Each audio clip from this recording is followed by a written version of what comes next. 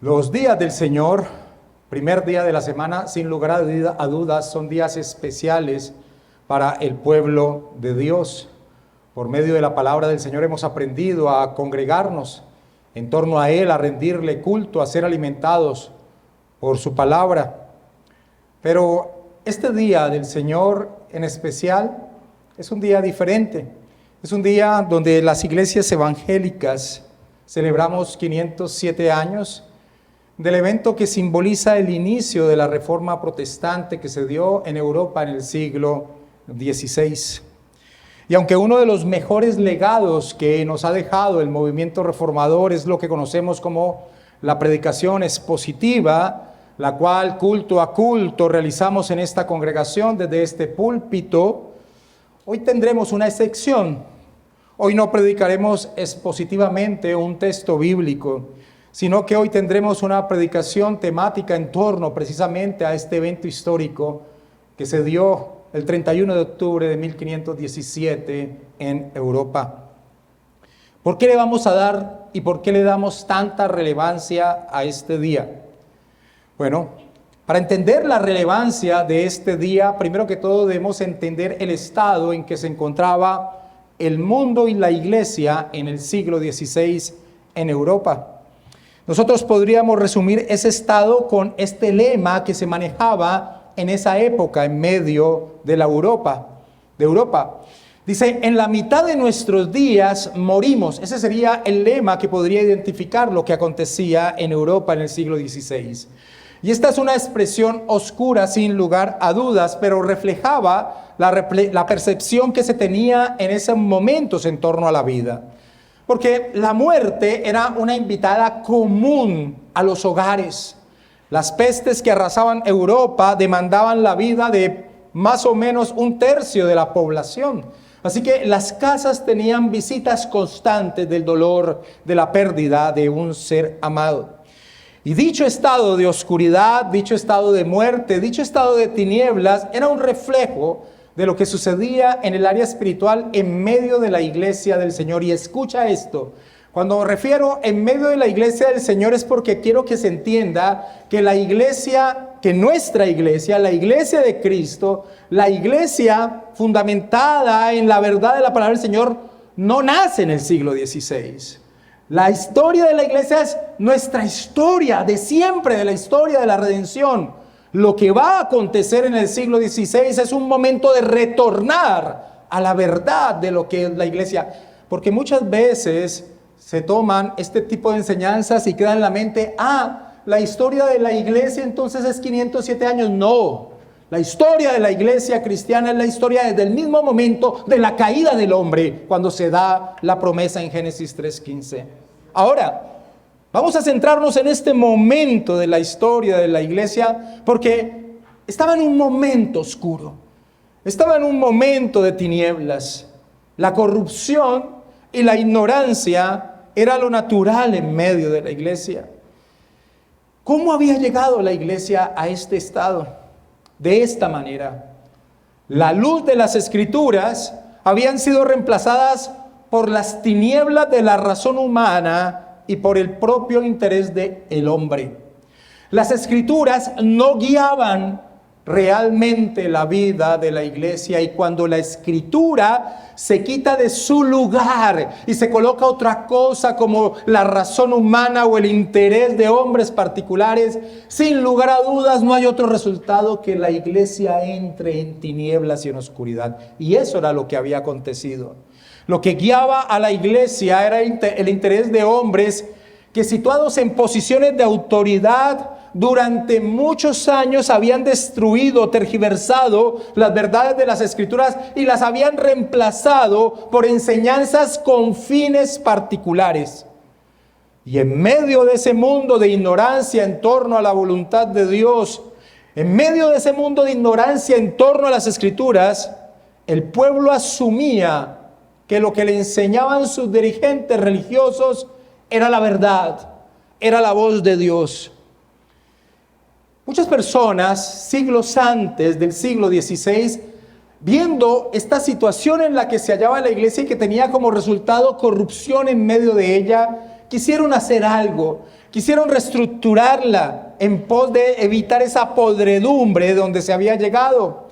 Pero todas las soluciones de este tipo de movimientos que podríamos llamar prerreformadores, todas estas soluciones eran de tipo organizativo, eran de tipo ético, eran de tipo administrativo. Querían realizar cosas como estas: evitar que fueran los líderes de la iglesia quienes colocaran a sus familiares en los cargos eclesiásticos en diferentes ciudades.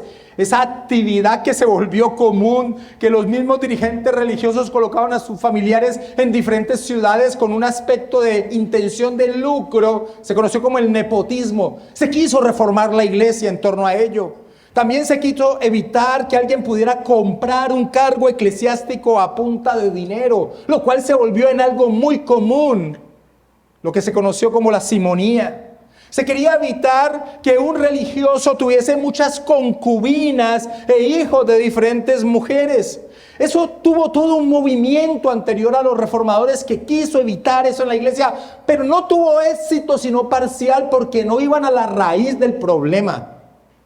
La raíz del problema es que se había quitado la Escritura como la fuente de luz que guiara a la iglesia.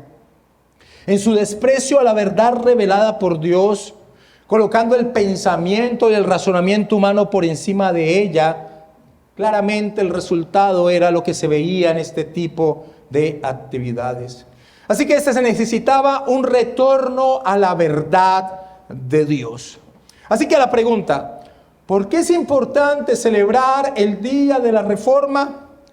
Tenemos que responder así: porque la iglesia de todos los tiempos necesita recordar una y otra vez que su guía de vida es solamente la Escritura. Es solamente la Escritura. Y es por eso que en el día de hoy celebramos un acontecimiento ocurrido hace 507 años atrás, que dio inicio al despertar una vez más de la iglesia en torno a retornar a la verdad de Dios.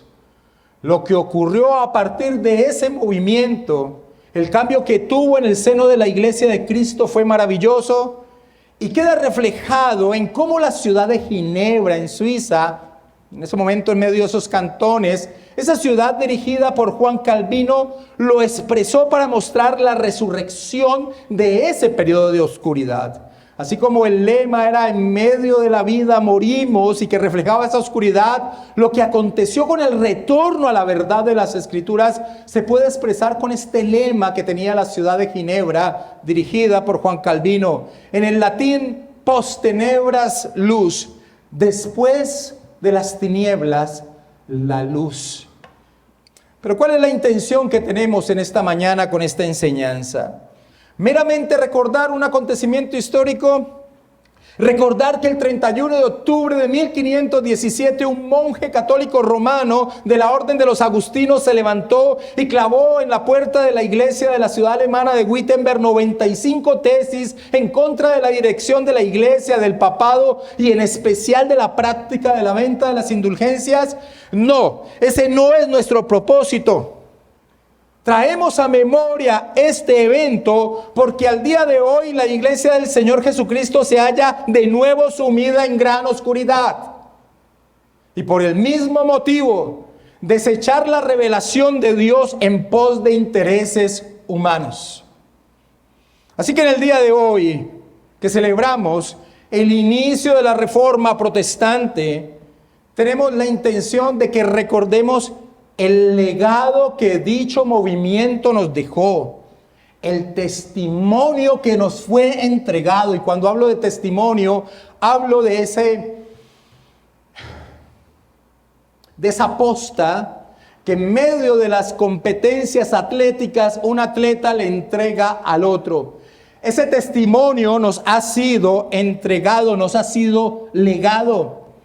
Y ese testimonio, ese legado debe colocarse en lo alto una vez más en la iglesia como guía y luz del camino que la iglesia del Señor Jesucristo debe seguir. Y dicho testimonio, dicho legado que nos fue dejado a través de este movimiento reformador, se ha recogido a través de lemas estándares invaluables que la iglesia de Cristo debe tener en todos los tiempos. Y estos lemas de la Reforma son conocidas como las solas de la Reforma protestante. Las solas de la Reforma protestante. Y ese solas en el término latino de solamente, solamente, sola escritura, solo la escritura. Y esto enfatiza cuál es la autoridad máxima del cristiano. Sola gratia, solo por gracia. La salvación sola y exclusivamente se debe a la gracia de Dios. Sola fide, sola fe. Dicha gracia es recibido solo por medio de la fe y no por mérito que el hombre pueda hacer. Solo Cristo. El Señor Jesucristo es solamente el único mediador entre Dios y los hombres. Y soli Deo gloria, a Dios sea solo la gloria. Toda la gloria en la salvación es solamente de Dios y no del hombre. Y el hombre vive para la gloria solo para Dios. Estos son los lemas que nos dejó el movimiento reformador. Y lo que vamos a hacer en esta mañana es tomar cada uno de estos lemas uniéndolos a un personaje de la Reforma para ver cuál es ese legado que se le ha dado a la iglesia. Empecemos pues con el primer lema o legado que nos dejó la Reforma protestante del siglo XVI, que es sola escritura. Nuestra confesión de fe bautista en el capítulo 1, párrafo 1, que habla de la escritura, inicia diciendo esto: la Santa Escritura es la única regla suficiente, segura e infalible de todo conocimiento, fe y obediencia salvadores. Así que la Biblia es nuestra fuente suprema de autoridad. Eso es lo que expresa sola Escritura. La Biblia, la palabra del Señor, las Escrituras es la única fuente máxima de autoridad. A principios del siglo XVI, el analfabetismo era lo común en Europa. La filigresía de la iglesia dependía y confiaba plenamente en la instrucción de los sacerdotes que guiaban a la iglesia.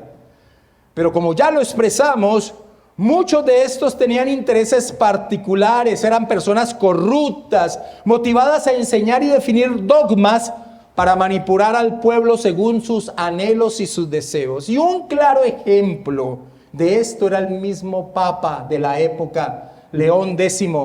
León X era de la familia de los Médici, que era toda una familia de gran poder, pero de gran corrupción en medio de Europa.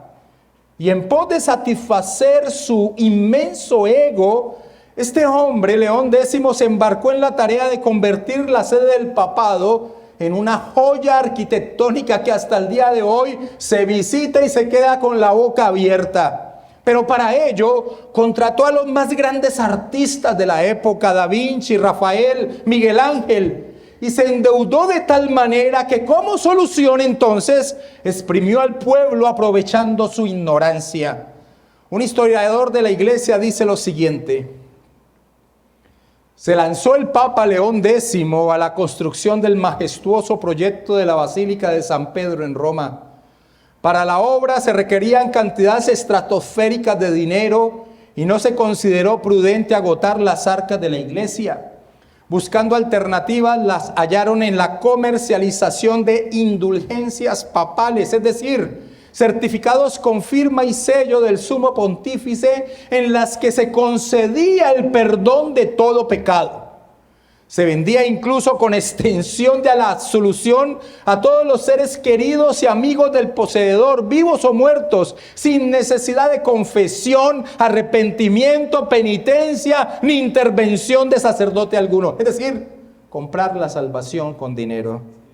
Las indulgencias, el pago económico que hacía más rápida la salida del purgatorio de familiares ya muertos o de la propia salida de aquel lugar tenebroso que la iglesia de Roma había inventado. Así que uno mismo podía comprarse su salvación por anticipado, comprando indulgencias. Con el lema: una vez que la moneda en el cofre se aferra, un alma del purgatorio sale, Juan Texel recorría Europa recaudando el dinero necesario para el sueño de León X.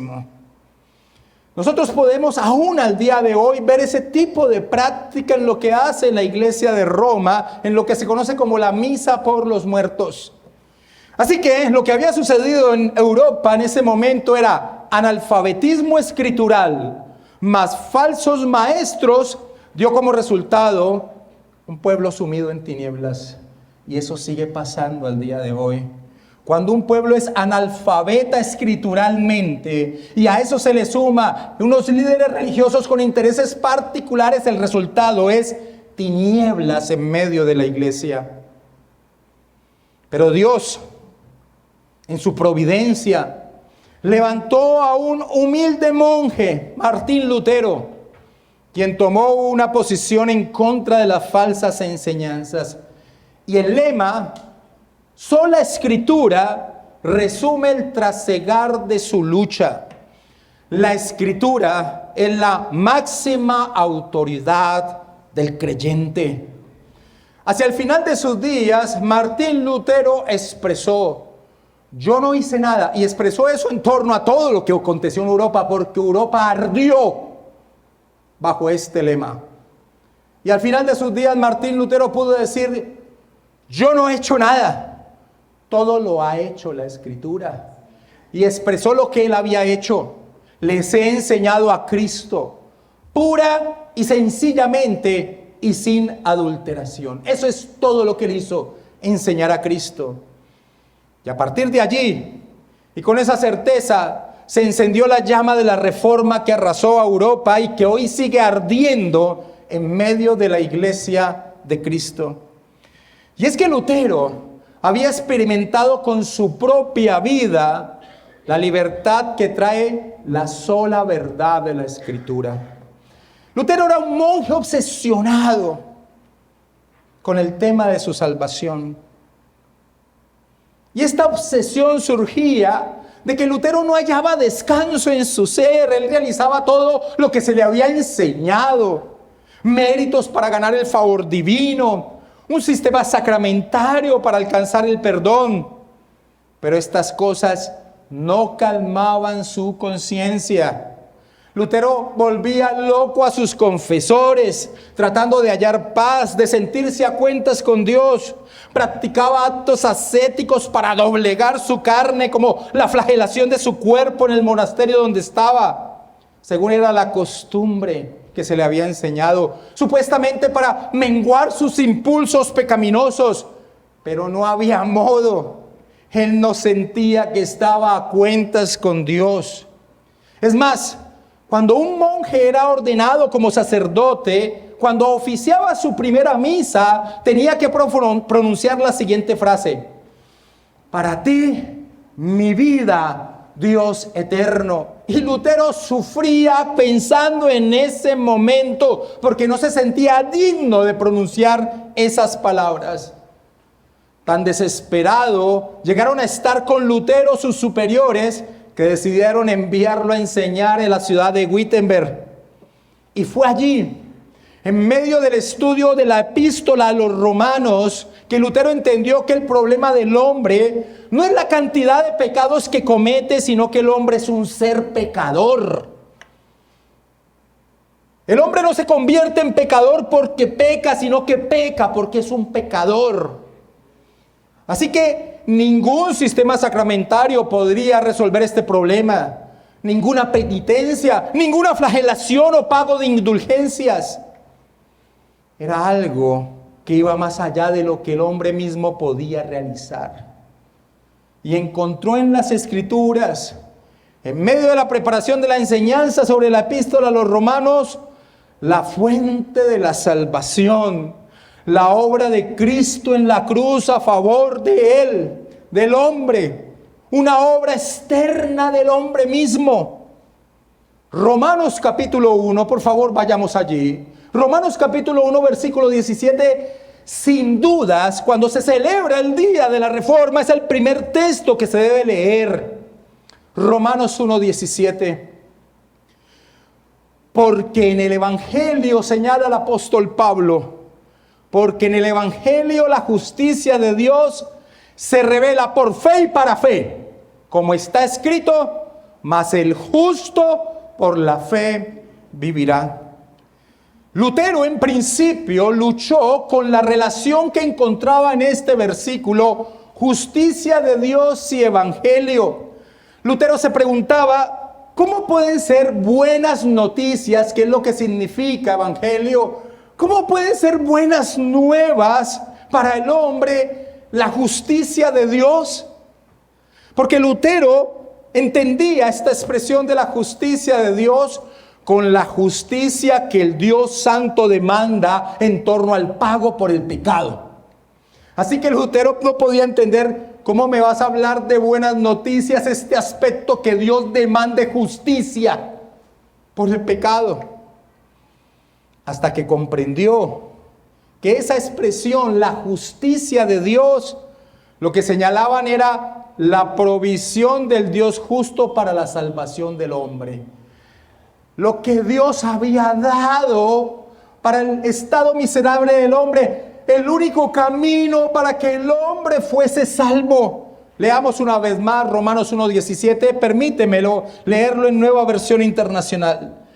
De hecho, en el Evangelio se revela la justicia que proviene de Dios, la cual es por fe de principio a fin, tal como está escrito, el justo vivirá por la fe. Así que no era lo que él pudiese hacer frente a las demandas divinas. Lo que Lutero tenía que hacer, y todo hombre, en torno a la historia de la redención, en torno a su condición caída, era confiar en la provisión que Dios había dado, confiar en lo que el Señor Jesús es y ha hecho. Lutero entendió que Dios declara justo al que confía en la obra del Señor Jesucristo. Por eso la justicia de Dios es por fe de principio a fin. Y allí, en ese instante, al Lutero, al entender estas palabras del apóstol Pablo, entonces exclamó lo siguiente: sentí que había nacido de nuevo y que las puertas del paraíso me habían sido abiertas. Las escrituras todas cobraron un nuevo sentido, y a partir de entonces la frase la justicia de Dios no me llenó más de odio, sino que se me tornó indeciblemente dulce en virtud de un gran amor, termina señalando Lutero. Así que el lema sola escritura, mis hermanos, trae la libertad de la esclavitud de la ignorancia. El ignorante escritural queda a merced del engaño humano, pero aquel que es dirigida su vida por la Escritura llega a la libertad, mis amados hermanos, y eso es lo que aconteció con Lutero. Pero aquel que conoce, aquel que forma sus convicciones de fe surgidas de las Escrituras, está libre de las manos de los falsos maestros y sus enseñanzas particulares.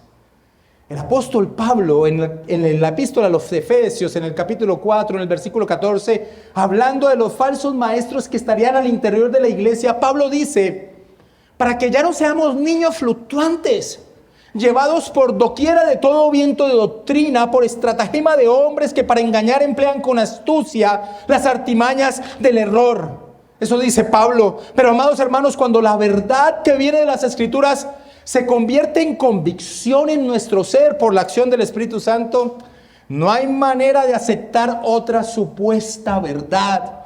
Para el cristiano es: lo que diga la Escritura es mi verdad, es mi luz. Y Lutero comprobaría eso con su propia vida. Para Lutero no había otra forma de vivir ya después de descubrir este regalo precioso que es el Evangelio.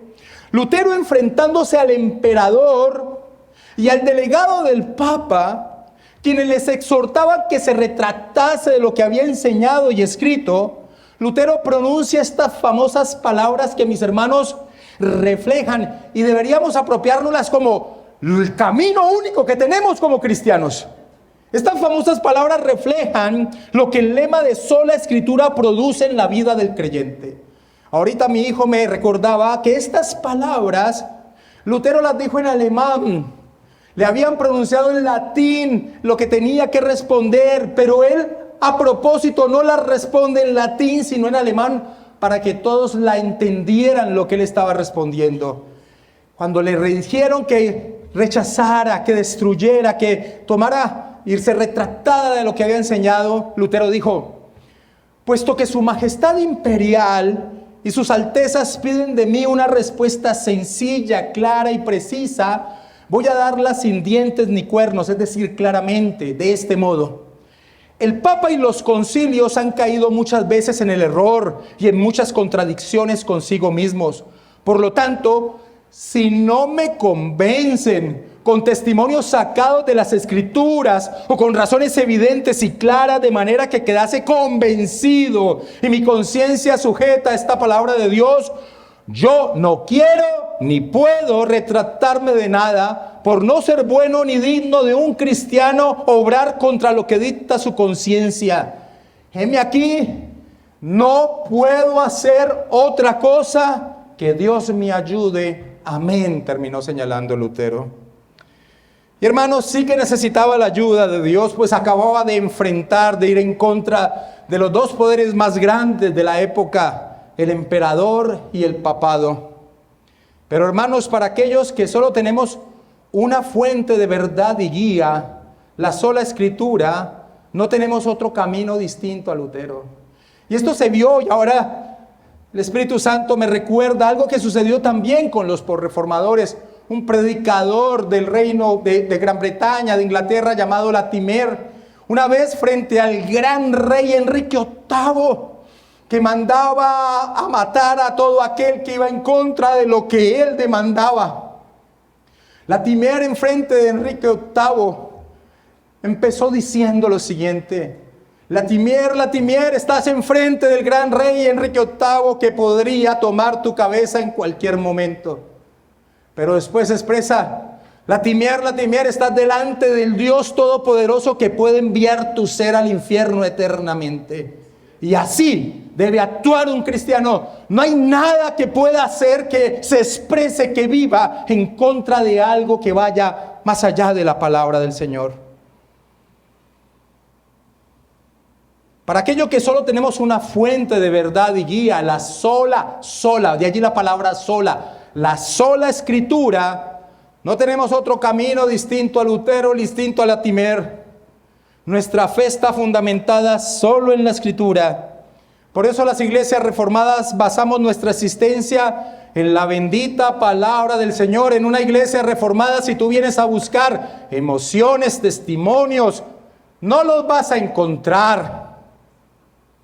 En una iglesia reformada debe encontrarse sola y exclusivamente la predicación de la bendita palabra de Dios.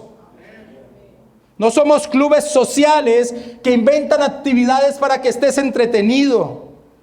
El deber de la iglesia es exponer las Escrituras, todo el consejo de Dios, como el apóstol Pablo se los diría a los ancianos de la iglesia de Éfeso antes de partir y ser apresado en Jerusalén. Pablo les dice: por tanto, yo os protesto en el día de hoy de que estoy limpio de la sangre de todos, porque no he rehuido anunciaros todo el consejo de Dios, dice Hechos capítulo 20, versículo 26.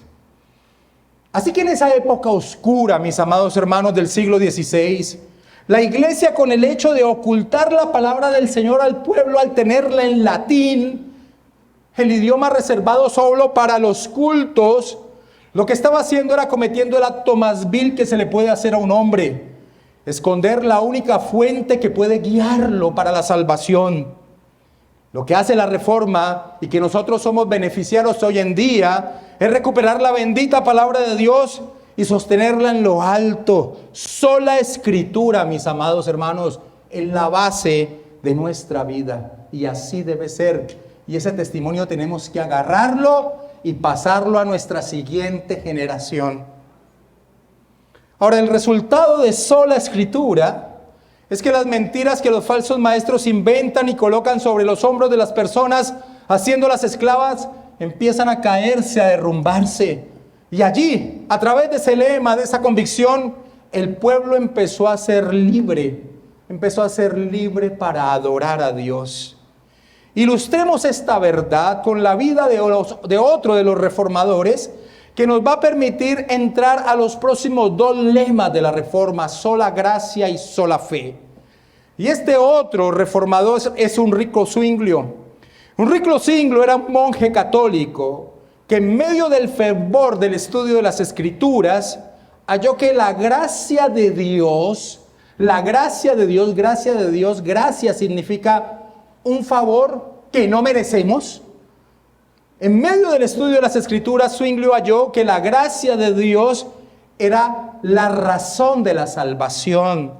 Solamente y exclusivamente la gracia de Dios.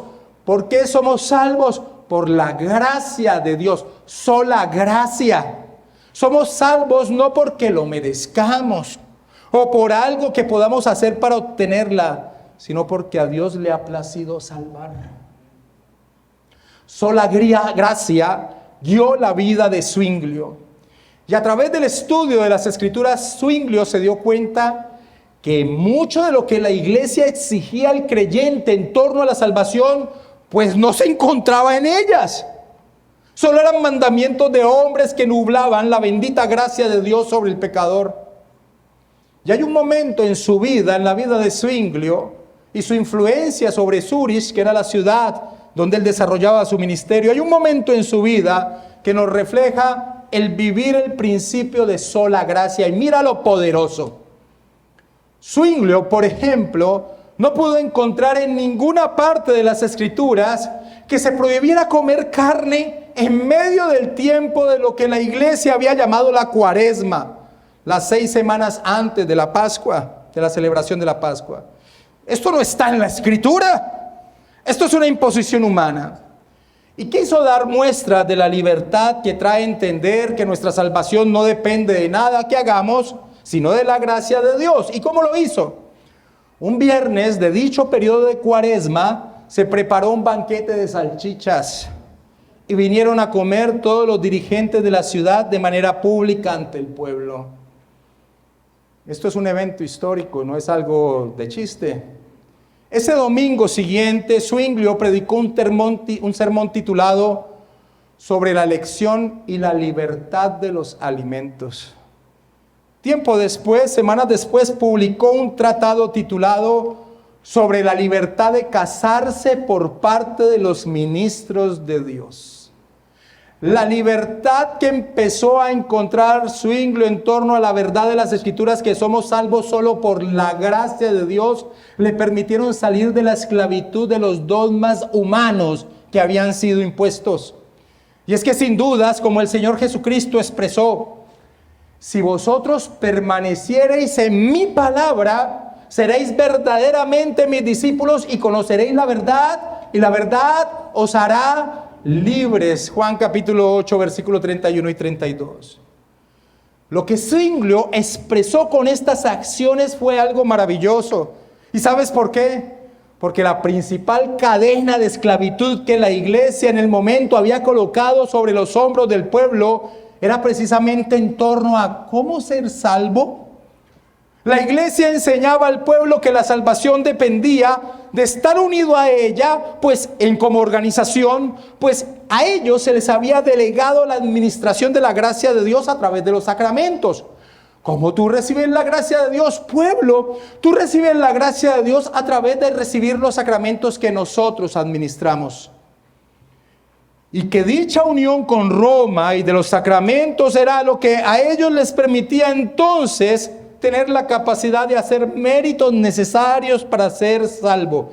En otras palabras, era una cadena inmensa de unión a ellos. Ellos eran los administradores de la gracia. Frases como: nadie es salvo fuera de la Santa Madre Iglesia Católica, colocaban y colocan aún al día de hoy un grillete de temor en los cuellos de las personas. Pero ahora las Escrituras alumbraban el camino, y donde las Escrituras alumbran, todo sistema humano es destruido.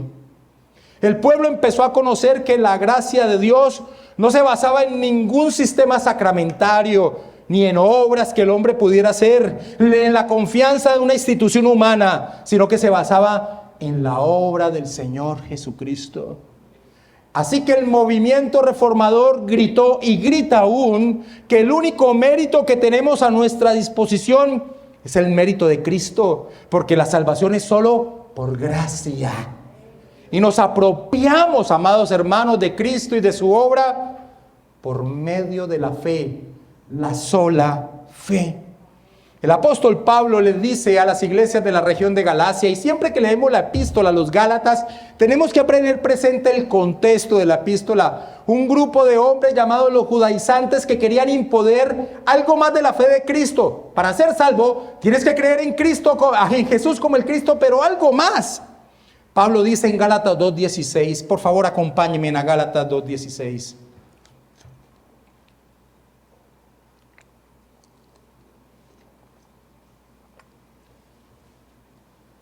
Pablo dice, en medio de ese contexto, sabiendo que el hombre no es justificado por las obras de la ley, sino por la fe de Jesucristo.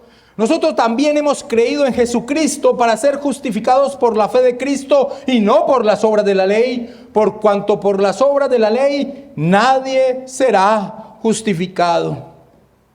Muchos falsos seguidores del Señor Jesucristo un día le hicieron esta pregunta: Señor Jesús, ¿qué tenemos que hacer para realizar las obras que Dios exige? Y en el contexto de la salvación, ¿qué tenemos que hacer? Enséñanos. Tú nos estás hablando del pan que lleva a la vida eterna. Enséñanos qué tenemos que hacer para ser salvos. Y el Señor le responde: esta es la obra de Dios. Esto es lo que Dios quiere, que crean en aquel a quien Él ha enviado. Juan capítulo 6, versículo 28 y 29. Cuando el carcelero de Filipos le pregunta al apóstol Pablo: ¿qué debo hacer para ser salvo?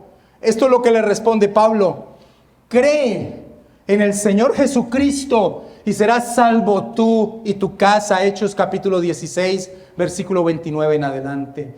Amados hermanos, creer en el Señor Jesucristo. La salvación viene única y exclusivamente por la gracia de Dios, y somos receptores de ella solo por la fe, no por ningún mérito humano. Somos receptores de la obra de Cristo. ¿Qué tenemos que hacer? No tenemos que ser muy buenos para ser receptores de la obra de Cristo.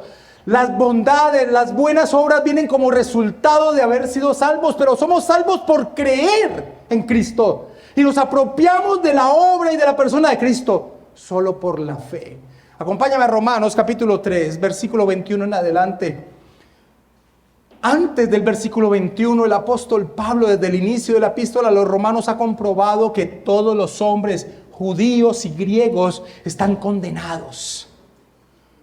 Y en el versículo 21 de Romanos 3 dice: pero ahora, aparte de la ley, se ha manifestado la justicia de Dios, testificada por la ley y por los profetas.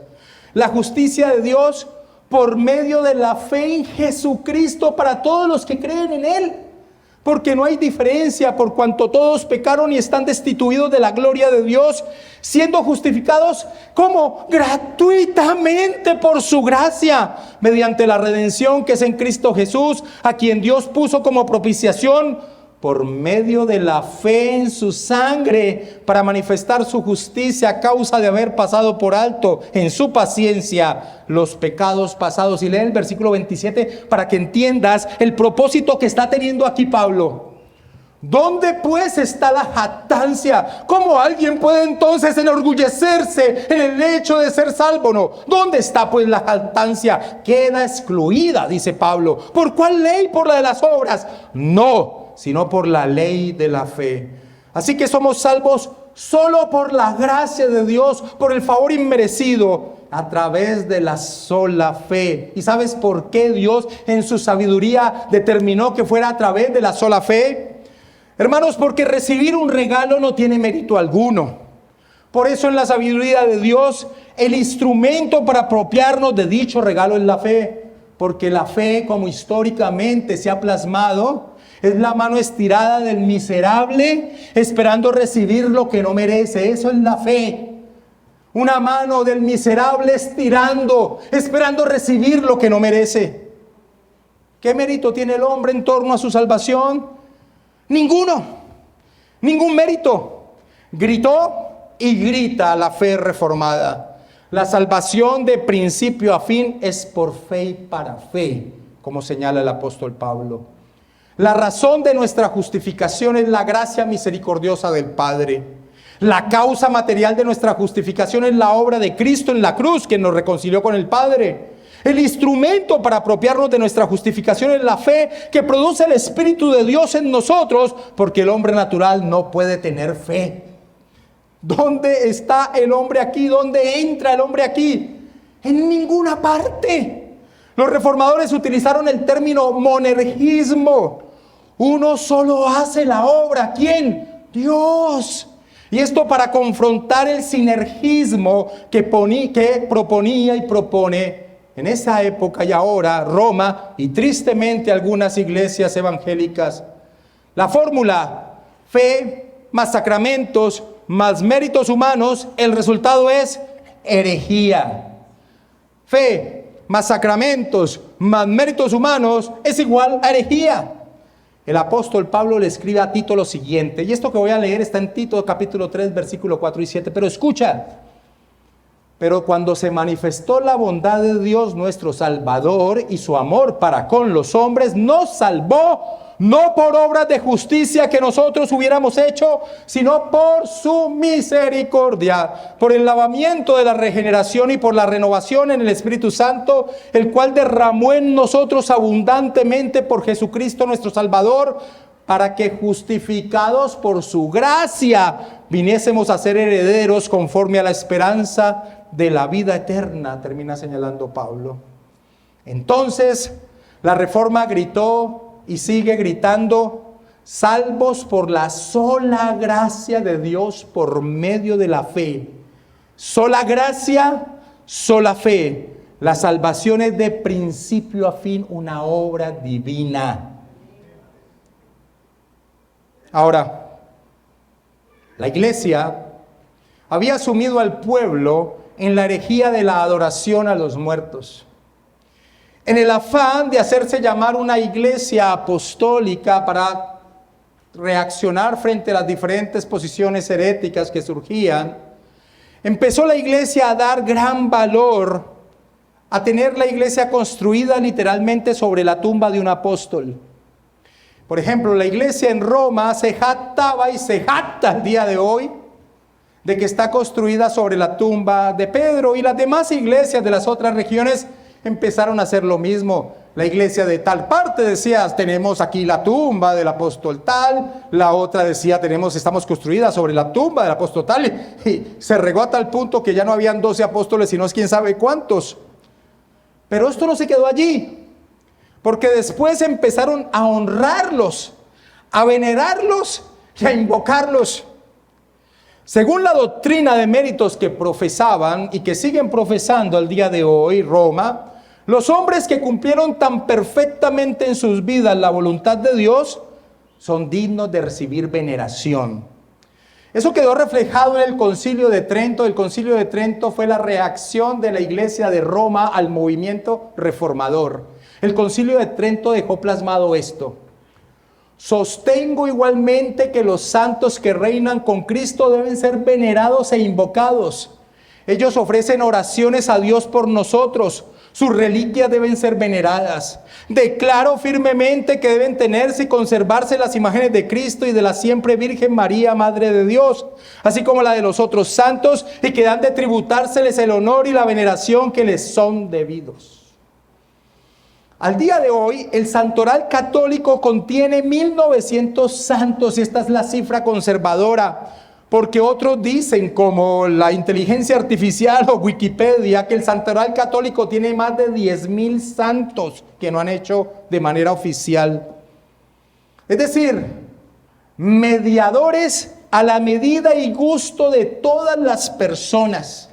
Y eso lo vemos al día de hoy. San Antonio para llegar a tener novio. San Cayetano si estás sin trabajo. Y así sucesivamente, una cantidad de santos para entonces poseer lo que se desea.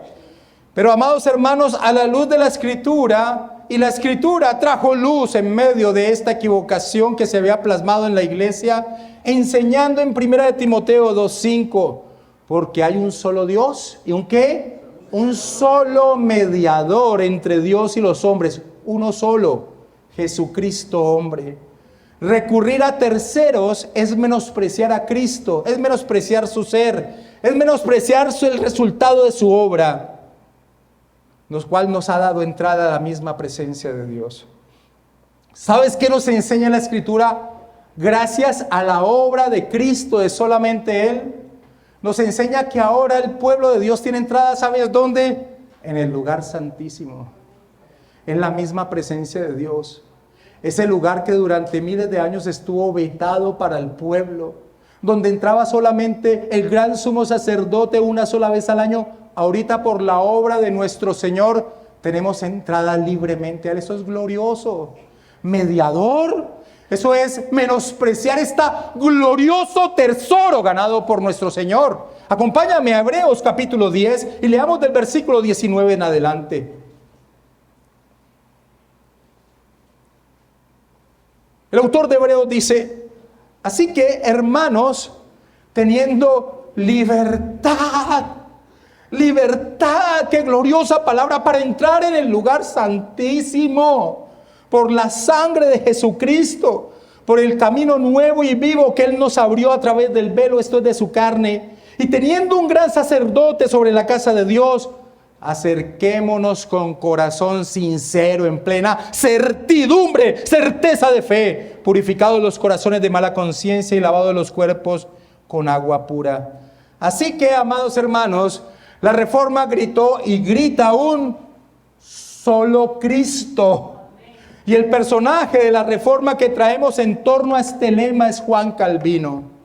Calvino expresó: qué gran necedad, por no decir locura, pretender tener acceso a Dios por medio de los muertos, apartándonos así de Cristo. Para que Dios sea propicio, se apela a los méritos de los santos, se invoca a Dios en nombre de ellos, dejando a un lado a Jesucristo. Y pregunta Calvino: ¿cuál es el ángel o el diablo que haya revelado nunca a los hombres una sola sílaba sobre la intercesión de los santos tal como se les ha fabricado? En efecto, no hay nada en la Escritura. ¿Por qué se lo han inventado? Escucha esto. Cuando el corazón humano busca segundas ayudas fuera de la palabra de Dios, manifiesta claramente su infidelidad. Y si se llamase como testigo a la conciencia de los que recurren a la intercesión de los santos, se vería que eso solo procede de la inquietud, como si Cristo no les bastase o fuese demasiado riguroso. Con una duda así, estas personas deshonran gravemente a Cristo, lo despojan del título del único mediador que, dado por el Padre como una prerrogativa excepcional, no debe transferirse a otro. Al hacerlo, enturbian la gloria de su nacimiento, menoscaban su cruz, apagan la gloria de lo que hizo y sufrió, puesto que todo ello en conjunto no tiene otro fin que presentarlo como único mediador, termina señalando Calvino. Y es que Calvino da en el clavo. La cuestión es esta: no confían en Cristo, la fe no está en ellos, y en su inquietud recurren a sus vanas imaginaciones y dicen: ¿sabes qué es lo que pasa? Dios no le va a negar nada a María, pues María es la madre de Dios. Ese es el pensamiento latinoamericano en torno al culto a María. La figura de una madre era más atrayente. Ella nos entiende mejor. Quien expresa así como se expresaba en ese momento, en el siglo XVI, es porque no entienden dos cosas. Primero, que la persona del Señor Jesucristo trasciende las relaciones humanas. La persona del Señor Jesucristo es la segunda persona de la divinidad encarnándose, tomando una naturaleza humana, pero es una persona divina, no tiene relaciones humanas. Acompáñame a Mateo capítulo 12 y leamos del versículo 46 en adelante. Mira cómo esto mismo lo enseña el Señor Jesús. Mateo 12, versículo 46 en adelante. Mientras él aún hablaba a la gente, he aquí su madre y sus hermanos estaban afuera y le querían hablar. Y le dijo uno, he aquí tu madre y tus hermanos están afuera y te quieren hablar. Respondiendo él al que les decía esto, dijo, ¿quién es mi madre y quiénes son mis hermanos? Y extendiendo su mano ¿hacia quién? Hacia sus discípulos, dijo, he aquí mi madre y mis hermanos, porque todo aquel que hace la voluntad de mi Padre que está en los cielos, este es mi hermano y hermana y madre. Y un segundo punto que no entendían es que la Escritura, por el contrario, nos enseña que tenemos un mediador que nos entiende, pues padeció lo que nosotros padecemos. Acompáñame a Hebreos capítulo 2, versículo 17. No, es que María nos entiende más, su corazón de madre va a interceder por nosotros. Pero la Escritura no nos enseña eso, por el contrario, la Escritura nos enseña que tenemos un mediador que nos entiende, que se compadece. ¿Y sabes por qué? Porque vivió lo que nosotros vivimos. En Hebreos 2, versículo 17 dice, por lo cual debía ser en todo semejante a sus hermanos, para venir a ser misericordioso y fiel sumo sacerdote en lo que Dios se refiere, para expiar los pecados del pueblo, pues en cuanto él mismo padeció, siendo tentado, es poderoso para socorrer a los que son tentados. Y capítulo 4, versículo 15 de Hebreos, porque no tenemos un sacerdote que no pueda compadecerse de nuestras debilidades, sino uno que fue tentado en todo según nuestra semejanza, pero sin pecado. Así que la Reforma gritó y grita en torno a mediadores. Dicen no, mediadores no, solo Cristo. Solo Cristo es el único mediador que existe entre Dios y el hombre.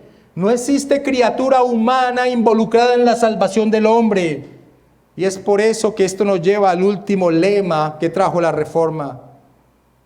Dios es el único que merece la gloria. Soli Deo Gloria. Solo Dios merece la gloria. La Iglesia Católica Romana había creado una división en torno a la relación con Dios. El clero, que eran ellos, y las demás personas. Y esta división fue tan marcada que llegó el momento de no dejar participar al pueblo de los elementos de la cena, de los dos elementos. Solo el clero podía consumir el fruto de la vid y el pan. El pueblo, solo el pan. Ellos eran lo sacro, lo consagrado a Dios. Ellos tenían la vocación, ellos tenían el llamado divino. Lo que ellos hacían, el clero, era lo sagrado. Lo que hacía el pueblo, sus acciones, sus trabajos, su vida diaria, era lo común. No estaba relacionado con lo sacro. Si se le preguntase al pueblo cuál es el objetivo principal de sus vidas diarias, ellos no podrían relacionar su actividad diaria con Dios. Ellos eran lo común, ellos eran lo secular. Pero la Reforma enfatizó que no existe división entre los hombres y sus vidas en torno a Dios. Lutero expresó lo siguiente: se ha establecido que el Papa, los obispos, los sacerdotes y los monjes sean llamados el estado eclesiástico, y los príncipes, los señores, los artesanos, los agricultores, el estado secular. Es una mentira sutil y un engaño. Que nadie se asuste, y esto por la siguiente causa: todos los cristianos son en verdad del estado eclesiástico, y entre ellos no hay distingo, sino solo a causa del ministerio. Como Pablo dice que todos somos un cuerpo, pero que cada miembro tiene su función propia con la cual sirve a los restantes. Pero hermanos, el personaje de este último lema no es Lutero. El personaje que quiero traer en torno al lema del solo la gloria sea para Dios, Soli Deo Gloria, son los reformadores, los puritanos, porque ellos relacionaron su vida con la fe. No es sino ver cómo una de sus obras teológicas más representativas, escritas por William Haynes, inicia diciendo, la teología es la enseñanza del vivir para Dios. La teología es la enseñanza del vivir para Dios. Los puritanos querían que sus hijos crecieran conscientes de esta verdad. Todo es sagrado. Cada actividad es sagrada. Cada área de la vida es sagrada. Por eso, en el Catecismo Menor de Westminster, que escriben para enseñársela a sus hijos, inicia con esta pregunta: ¿cuál es el fin, el objetivo principal del hombre? Y el niño tenía que responder: El fin principal del hombre es el de glorificar a Dios y de gozar de Él para siempre. La luz de la Escritura trajo la verdad de que todas las cosas, todas las labores son santas. Todo lo que tenemos que hacer es para la gloria de Dios. Este gráfico señala precisamente esto. Basados en lo que la Escritura enseña, entendemos que nuestra salvación es por la sola gracia, por la sola fe y solo por Cristo, y esto debe llevarnos para la sola gloria de Dios. Como enseña el apóstol Pablo en 1 Corintios 10:31, si pues coméis o bebéis o hacéis otra cosa, hacedlo todo para la gloria de Dios. Y Pablo está tocando aquí los eventos más simples de la vida: comer y beber. De allí en adelante, absolutamente todo, hermano, hazlo para glorificar a tu Señor. Y esta es una verdad que debe arraigarse en nuestro ser. Vivimos para glorificar a Dios y al hacerlo llenamos de gozo nuestra vida. Hemos aprendido que nuestra felicidad es glorificar a Dios en cada área de la vida. Asaf, en medio del momento turbio que vivió en el Salmo 73, termina diciendo: ¿a quién tengo yo en los cielos sino a ti? Y fuera de ti, nada deseo en la tierra. Y nosotros debemos predicarnos lo que dice el Salmo 115. No a nosotros, oh Jehová, no a nosotros, sino a tu nombre da gloria por tu misericordia y por tu verdad. Esto es lo que hacen las olas de la Reforma. Empiezan apuntando a la Escritura, recorren y enfatizan la obra de Cristo y termina mostrándonos el objetivo de todo lo que existe. Y nosotros debemos tomar esa posta, ese legado, ese testimonio, vivirlo, predicarlo y pasarlo a la siguiente generación. Quiero terminar, mis amados hermanos, con el cuadro que se colocó en el funeral de Lutero. Un cuadro pintado por Lucas Krasnas, contemporáneo de Lutero y su retratista común. En dicho cuadro está Lutero predicando la palabra de Dios. A un lado está la audiencia con su familia incluida y sus más cercanos amigos como Felipe Melanchthon. Pero lo que ve la audiencia no es a Lutero. ¿A quién ven? A Cristo. Porque ese es el centro de la vida de la iglesia como comunidad. Predicar a Cristo, así como Pablo lo señaló. Pero nosotros predicamos a Cristo crucificado. Para los judíos ciertamente tropezadero y para los gentiles locura. Mas para los llamados, así como judíos y griegos, Cristo poder de Dios y sabiduría de Dios. Pero en este cuadro hay algo más que quiso reflejar el autor. Lutero, al igual que Calvino, enterró a un hijo. En este caso, Lutero había enterrado a su hija amada Magdalena, quien murió a los 12 años. Lo extraño es que Krasnas la dibuja aquí en medio de la audiencia. La audiencia, todos miran hacia el frente, menos Magdalena. Ella que ha partido nos mira a nosotros, a los que estamos viendo el cuadro. Y es como si nos preguntara: ¿qué vamos a hacer con el legado que inició su padre? Y mis hermanos, ¿qué vamos a hacer con el legado de la Reforma?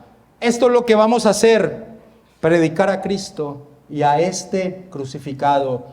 Desde este púlpito nunca debe cambiar ese propósito: Cristo y a este crucificado. No motivaciones, no llenar el oído de lo que se quiere escuchar, sino la bendita y pura palabra de Dios. Y ese debe ser el legado de esta iglesia cuando partamos los que estamos de oficiales en este momento de la iglesia, que el Señor nos lleva a su presencia. Las siguientes generaciones deben pasar la posta desde este púlpito: Cristo y solamente Él crucificado.